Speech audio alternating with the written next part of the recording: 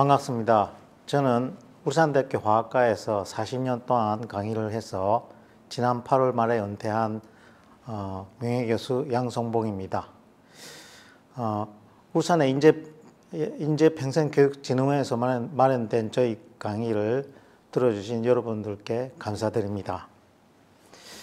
제가 이 강의를 맡게 된 것은 제가 울산대학교에서 했던 강의가 환경화학이라는 과목을 오랫동안 하고 있어서 아마 저보고 먼저 울산의 공기에 대해서 강의를 해달라는 부탁을 받고서 제가 이 강의를 하게 되었습니다. 공기는 사실은 사람에게 굉장히 중요한데요. 사람은 하루에도 10,000리터, 페트병 하나가 2리터지요. 10,000리터, 부피로 하면 10,000리터의 공기를 마시기 때문에 굉장히 중요합니다. 조금이라도 한 몇 분 동안 숨을 못 쉬어도 죽을 수 있지요. 그래서 공기의 질은 환경 중에서 제일 중요한 것이라 할 수 있습니다. 이 사진은 제가 최근에 머물고 있는 사무실의 옥상에서 화학공단을 바라보고 찍은 사진입니다. 지난주에 찍은 건데요. 참 가을 날씨 좋습니다. 저 멀리 보이는 것이 석유화학 단지입니다. 그 사이에 집도 있고요. 버스 차도 다니고 공장도 저 멀리 굴뚝도 보이십니다. 오른쪽은 청량읍 사무소지요. 그래서 이제는 공장하고 주민들하고 다 어울려서 사는 지역이 됐습니다. 저는 이 지역은 사실은 1980년대 때 그 공기질이 나빠서 특히 사람한테는 공기가 안 좋으면은 악취가 난다고 그래요. 냄새가 난다고 합니다. 그래서 냄새, 악취 민원이 굉장히 많았던 시절이었고 그때 이 지역을 자주 방문했던 기억도 납니다. 당시는 그 어떤 공기 중에 어떤 성분이 무엇 때문에 그렇게 냄새가 나는지를 모르고 환경에 대한 지식이 우리나라도 부족했던 시절이었으니까 굉장히 애를 먹었던 시절이었습니다. 이 사진은 바로 그 카메라를 왼쪽으로 잠깐 돌리면은 저 앞에도 그 굴뚝이 굉장히 많죠. 굴뚝은 아니고요. 사실은 뭐 그중에 굴뚝이라는 것은 대부분 뭐 태워서 나오는 가스지 않습니까? 그 위에 태우지 않고라도 공장에서 나오는 가스들이 나올 수가 있습니다.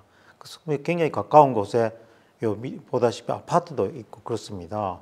그래서 저기서 나오는 가스들이 잘 정화되지 않고 나오면은 피해를 줄 수 있죠. 예전에는 이 지역이 사람이 살기는 어려웠던 시절도 있었지만 지금은 보다시피 그 사이에 그 기업체 측에서도 그 많은 노력을 해주셔서 지금은 살지 못하는 그런 곳은 아닙니다. 이렇게 보다시피 잘 살고 있습니다.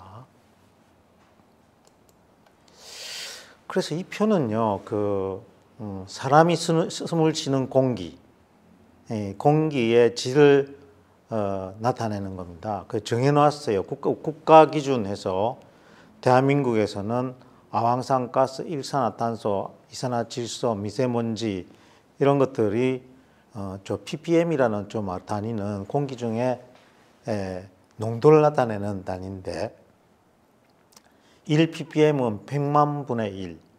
울산 시민이 100만 명이라면은 한 사람은 울산 시민 한 사람은 1ppm이라 그럽니다. 그러니까 0.02 ppm은 굉장히 적은 양이죠. 그거 있어도 아산가스는 연간 평균으로 해서 0.02 ppm을 넘어서는 안 된다. 뭐 다 이런 식으로 정해져 있는데 우리나라만 이런 것이 아니고 대부분의 나라는 비슷합니다. 왜 이렇게 이런 물질들을 하게 되느냐면은 제일 위에 아산가스를 저렇게 어디든지 사람이 숨을 쉬는 곳에서는 저거 알아내야 되는 이유는 우리가 난방이라든가 연료를 쓰지 않습니까? 에너지를 얻기 위해서. 그래서 주로 나무라든가 또 땅속에 있는 석탄이나 석유를 파서 그걸 태우면은 그 속에 황이 불순물로 들어가 있어요. 그래서 그걸 태우면 SO2, 황하고 산소가 반응해서 아황산가스라는 물질이 나오는데 거기 공기 중에 수분하고 반응해서 황산이죠, 황산이 들어서 굉장히 몸에 해롭습니다. 그래서 옛날에는 그 초고에 대한 피해가 몇십 년 전에는 우리보다 먼저 산업화가 된 그 미국이나 일본이나 이런 유럽에서는 큰 피해가 있었어요. 그 외에도 이산화탄소는 뭐 석탄이나 이런 것은 옛날에 우리도 온도를 보면 석탄 그 연탄을 피우면은 이산화탄소 중독 같은 거 있지 않습니까? 그래서 그런 연료가 완전히 타지 않고 남으면은 일산화탄소가 생기는데 독겠습니다. 이 피 속에 있는 적혈구를 못 쓰게 됩니다. 그래서 그다음에 미세먼지. 지금 미세먼지는 도로변에서 먼지가 올라오면은 그렇죠. 우리나라는 좁은 곳에 차가 많아서 미세먼지가 굉장히 세계에서 거의 1등으로 많은 먼지가 많은 나라로 부각이 됐습니다. 차가 많이 다니니까요.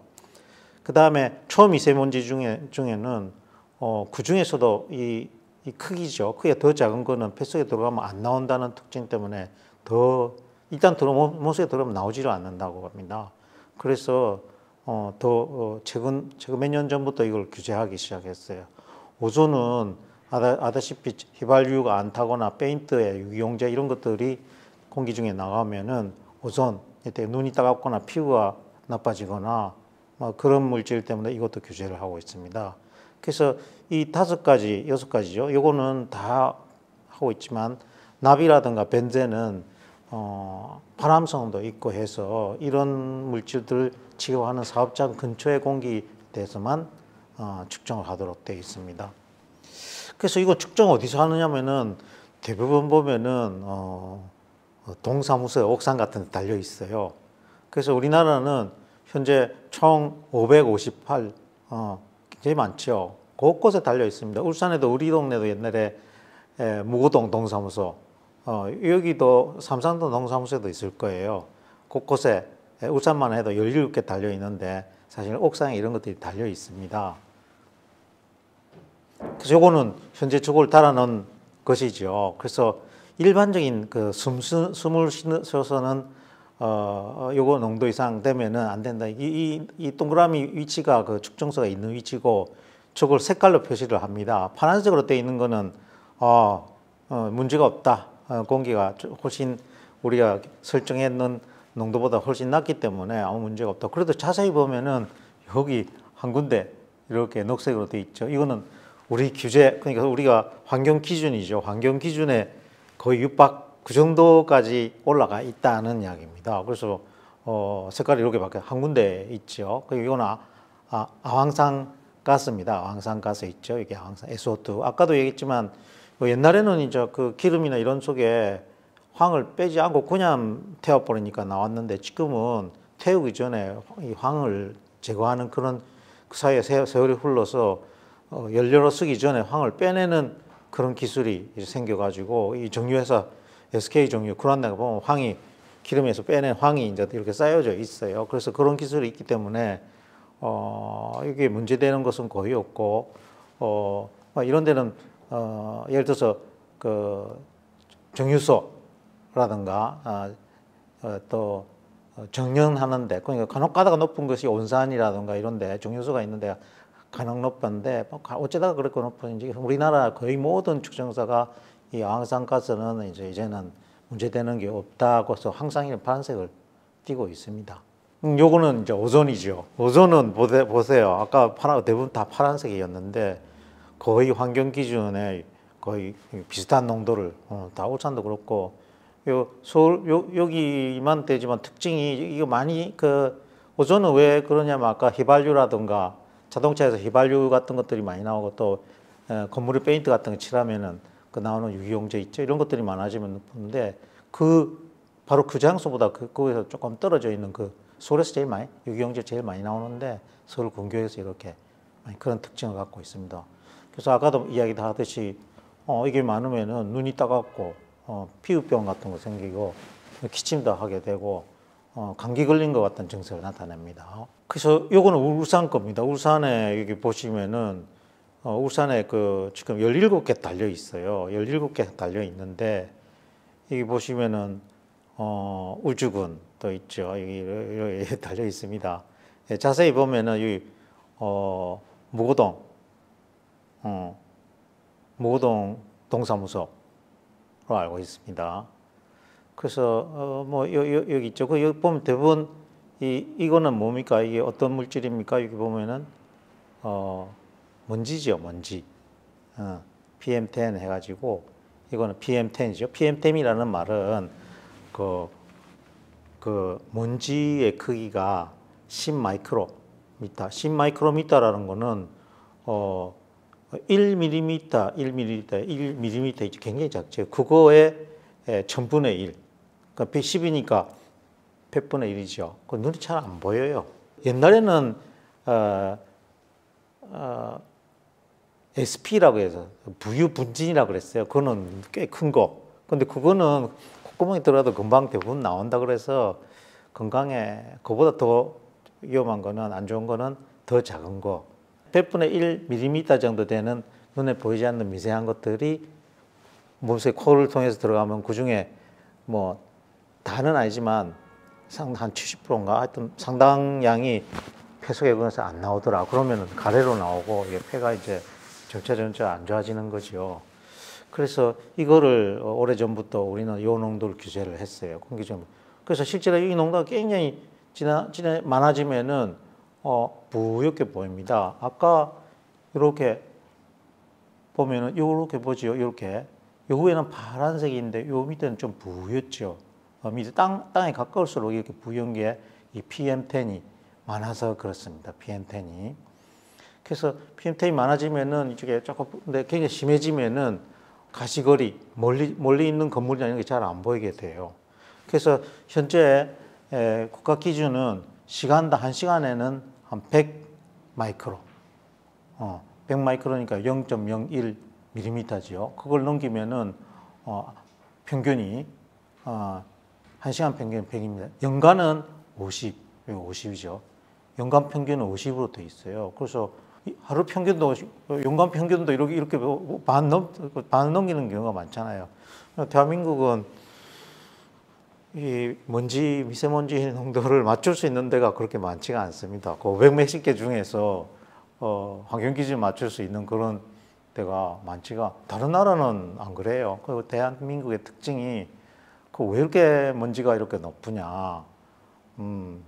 두 가지 요인이 있죠. 이 중국의 그쪽 고비 사막 있죠. 그 고비 사막에 보면 그 바람이 확 불면은 그 땅에 있던 먼지들이 확 하늘에 올라가지고 그래서 바람이 항상 중국에서 우리나라 쪽으로 봅니다. 그래서 거기 실려가가지고 그 서해 있죠.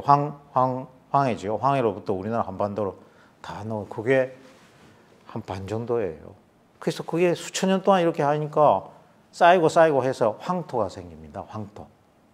그게 중국의 고비 사막에서 넘어온 흙입니다. 그게 특히 전라도 쪽이 많지요. 예.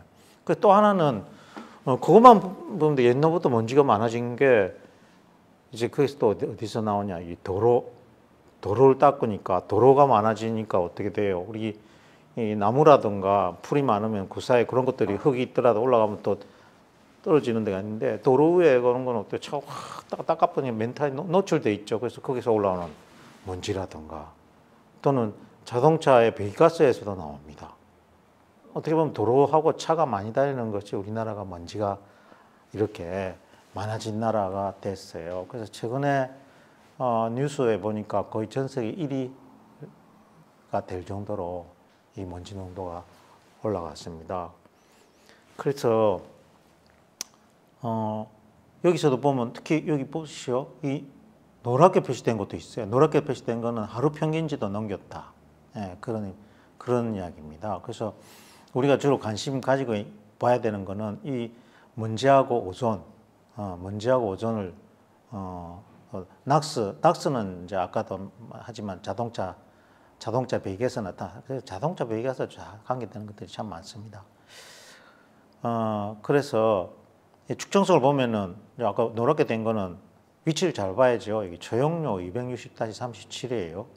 이거는 어디냐? 여기는 그 수의학 단지 안내입니다. 수의학 단지 안내 뭐 먼지가 뭐 많이 나오는 데가 근처에 있으니까 그래서 이런 것들 이런 도심지에 있고 그러면은 이제 좀 그 오래 있으면 또 공기질이 안 좋죠. 그래서 현재 이런 것에 이제 이 삼산 여기에도 측정소도 있고요. 뭐 그 몇 군데 있는데 이런 데다 오랫동안 이렇게 그 환경 기준을 넘으면 호흡기 질환, 감기 환자가 많이 늘고 이렇습니다. 그 삼산동 행정복지센터 이 옥상에도 달려 있죠. 그래서 이 공기질은 그 지역마다 다 다르니까 자기 동네에 속하고 자기 집에서 제일 가까운 동네 측정소 데이터를 이렇게 보는 게 제일 중요하죠. 이거는 울산시 겁니다. 그래서 측정소 위치를 쭉 떠고 있는데 가만히 보면은 이거는 아황산가스를 했는데 가만히 보십시오. 그 중에 제일 높은 데가 0.07 부곡동 높죠. 여천동도 높죠. 이건 더 높죠. 여천동이 제일 랭킹 1위네요. 0.06 대성동, 화산리 0.6 이런 데 높죠. 그 왜 그러냐면은 원산입니다. 원산 공장 안내. 그 대성동도 그렇고 다 이 공장 쪽에 공장 쪽에서 연료를 많이 태우거나 또 확산 같은 거 쓰거나 그런 거에 있어서는 아무래도 주거지보다는 높습니다. 그래서 전반적으로 오염물질들이 특징에 따라 아황산가스 같은 경우는 이런 연료를 쓰거나 이 황산을 쓰는 공장이 있으면 좀 높아지는. 그래도 환경 기준보다는 훨씬 아직 낮습니다. 그의 미세먼지는 뭐 아까 아다시피 뭐 그 먼지가 많이 나는 그런 세멘트 공장이라든가 또 뭐 그 쓰레기 하는 데라든가 또 차가 많이 다니는 배기가스 많이 나는 이런 페인트 많이 쓰는데 이 특징이 다 있습니다. 우리가 사실은 이렇게 일반 대기질을 봐가지고 판단하기 어려워요. 이게 오늘은 날씨가 좋으면 기껏해야 멀리서 부였네. 먼지가 많다. 황산가스가 어느 정도가 잘 몰라요, 요즘은. 그래서 일반적으로 시민들이 느끼는 거는 악취로 다시 많이 느낍니다. 그래서 황산가스 농도 안 없어봐요. 이렇게 민원을 제기하는 경우는 거의 없고요. 실제로 이 공기질에 대해서는 악취로 이렇게 민원을 옵니다. 사실은 이 방금 이런 것들은 굉장히 잘 돼 있는데 이런 데서 나오는 연구들은 다 규제를 합니다. 공장의 굴뚝에서 나오는 물질이 다 가지 각색이죠. 그러니까 그걸 전부 다 법으로 이렇게 할 수 없기 때문에 사실은 요 굴뚝에서 나오는 이런 것들은 또 따로 어떤 물질이 얼만큼 나와서는 안 된다는 게 다 정해져 있습니다. 그래서 그거는 다 그 나열하면 너무 방대하죠. 그래서 다 정해져 있기 때문에 이렇게 평소에는 아무것도 안 나오는 것처럼 보입니다. 막 문제가 없으면은. 근데 악취는 뭐 굴뚝에서 나올 수도 있지만은 뭐 쓰레기 매립 작업도 나올 수 있으니까 어떻게 하냐 물질이 워낙 많기 때문에 이렇게 법으로 희석 배설하는 요 방법으로 합니다. 그러니까 배출구 악취가 많이 나오는 데 가서 공기를 제취해서 깨끗한 공기로 10배 희석해도 냄새가 나 10배가 중심이 됩니다. 10배가 중심이 되는데 사람이 마시는 공기를 딱 어디 가서 민원이 생겨서 냄새가 나서 못 살겠다 해서 그 냄새가 나는 그 자리에서 공기를 제취해서 사람이 맞는 거지요. 그래서 10배 희석해도 깨끗한 공기를 10배 희석해도 냄새가 나면은 그 문제가 있는 데입니다. 굴뚝은 어떻게 되나? 굴뚝에서 나온 거는 당연히 목욕탕 굴뚝에서 바로 딱 맡으면 냄새 나지요. 그렇다 해가지고 목욕탕 굴뚝을 바로 맡는 사람은 없지 않습니까? 결국은 굴뚝에서 나와서 희석이 돼서 땅에 이제 이렇게 희석이 돼서 나오는데 굴뚝 그 자체는 공장인 경우는 대부분은 1000배. 그 공장의 굴뚝이라든가 가스가 나오는 것을 공기를 채취해서 1000배 희석시켜도 냄새가 나면은 이제 안 된다. 그렇게 되어 있습니다. 근데 이거는 아까처럼 황산가스 같은 거 넘기면은 바로 이제 처벌해 가지만은 일단 이 악취는 개성 공고 또 명령 냄새가 안 나고 주민들은 피해 안 떠도록 해라 해서 몇 번 이야기 안 되면은 정업 정지 이렇게 좀 복잡합니다. 처벌 방법이. 그래서 우리 일반인들은 요 악취로서 감각으로 느끼기 때문에 요거로서 이제 대부분 이제 민원을 제기하고 이렇게 하게 되는 것이 현재 우리나라의 법입니다. 그래서 냄새가 많이 난다는 것은 역시 공기가 나쁘다는 그 이야기 할 수가 있습니다. 여기까지 오늘은 울산의 일반적인 공기질에 대한 내용이지만 사실은 요즘은 공장에서 나오는 이 여러 유해 물질이나 이런 것들은 기술이 많이 발전해서 옛날에 민원이 많아졌을 때보다는 지금은 훨씬 좋습니다. 물론 공장이 없는 지역보다는 또 그럴 수도 없지만 현재 우리나라의 가장 공기질은 자동차의 배기가스가 가장 100%는 아니지만 중국에서 황사도 오지만 자동차 배기가스가 시급이 개선이 돼야 돼서 수소차라든가 전기차로 바꿔야 되는 시절에 와 있는 겁니다. 예, 이상입니다. 감사합니다.